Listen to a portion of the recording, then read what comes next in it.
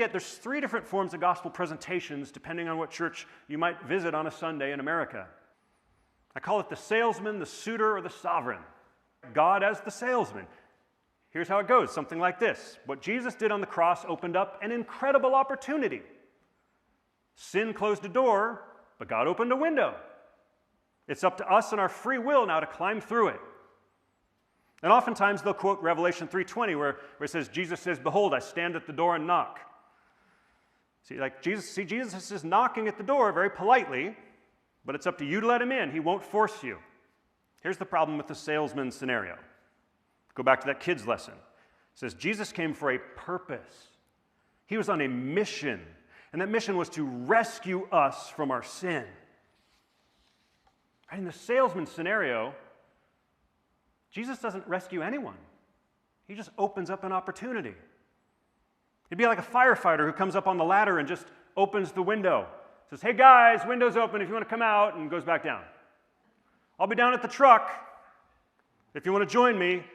How many of us are in that smoke-filled room, like little children, rationally thinking?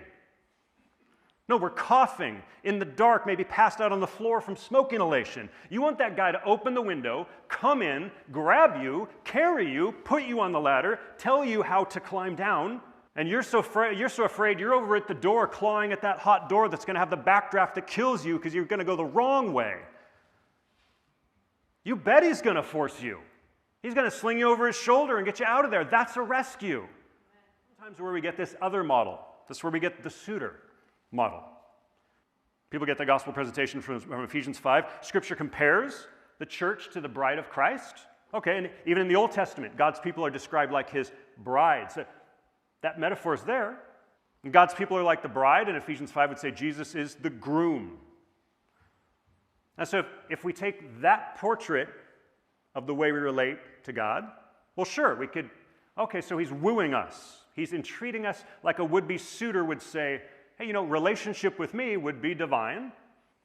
But then as that kid's lesson would say, okay, well, certainly a suitor is not going to force himself on a would-be bride.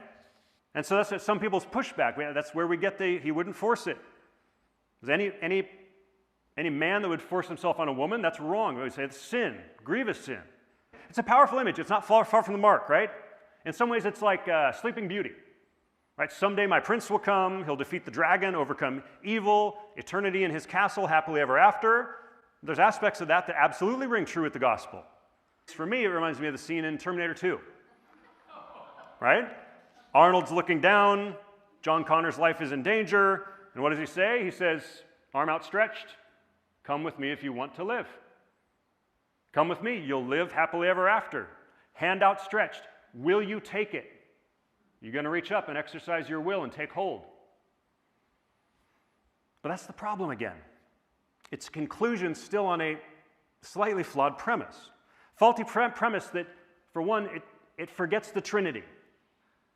It forgets a larger portrait in terms of traditional marriage that we see in Jesus' day and the larger context of how God interacts with his people. Dare I say, I'm going to say it, now let me qualify it before you throw me out of church. This version of understanding salvation is too Jesus-focused. I'll explain it. You know, in Jesus' time, marriage was a little different. I'm not saying we need to reshape it this way for earthly marriage. Some of you would start trembling. But traditionally, in Jesus' time, who would choose the bride for the groom? The father. The father would choose the bride for the son. To be a father-determined, and then the woman would be entrusted by the father to that man, and that man would be expected to marry her, take care of her, be devoted to her, give his life for her if needed. The father's involvement and direction was integral, and his will was sovereign. That's the difference in these gospel presentations.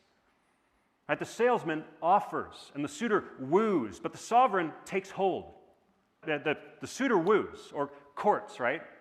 And this is another problem because the Bible never depicts Jesus as a suitor to the world. He's the bridegroom to the church, a church that is given him by the Father, a plan determined by a sovereign God. Let me ask you, how does a loving father save someone in danger? not a salesman, not an adult suitor to a potential bride. This is how a father saves, okay? This is how a father saves.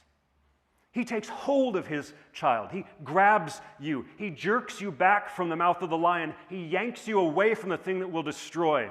He'll be like, hey, son, lion, you might want to. He's in his right. Hey, look, I've got some candy. Maybe come to me instead of the lion. And that's the description that Scripture gives of us. We're running toward death like sinful children. Like, here, kitty, here, kitty. And does a father say, hey, son, I have an alternate proposition for you? No. Does a father say, oh, daughter, I'm more attractive than the lion. Would you rather? No, he doesn't woo. He grabs you away from the jaws of death. And the lion, friends, is our own sin, our own nature, our own will and willfulness. Oh, and also the world, and also the devil. We've got actually 3 dangerous predators. Satan calling us, others running alongside us, and our own will driving us. And God grabs those who are being saved, throws them over his shoulder. We're probably kicking and screaming. He's got us secure. We're not getting away. And he walks us over the lion's den, shows us the corpses. And so we're like, no, no, no. Oh my God, thank you. That's the message of the gospel, friends. Romans 9, it does not depend on human will or exertion, but on God who shows mercy. This is why I love, by the way, the criminally underrated Terminator 3. Everybody bags on that movie. But when Arnold shows up in Terminator 3, he's not asking anymore. He literally grabs John Connor and throws him in the back of the truck and locks the door. It's a statement. It's you're coming with me, you're going to live. It's a statement, not a proposition. It's like, this is the mission I've been given. I am going to achieve it despite you, despite your willfulness. At one point, even to help protect him from a hail of gunfire, he stuffs him into a thick steel-reinforced coffin and carries him through a hail of enemy bullets. It's a great metaphor. That's the reality of our spiritual condition in Ephesians 2, right? Dead in your trespasses. Like, I'm going to grab your coffin. I'm going to walk you from death to life.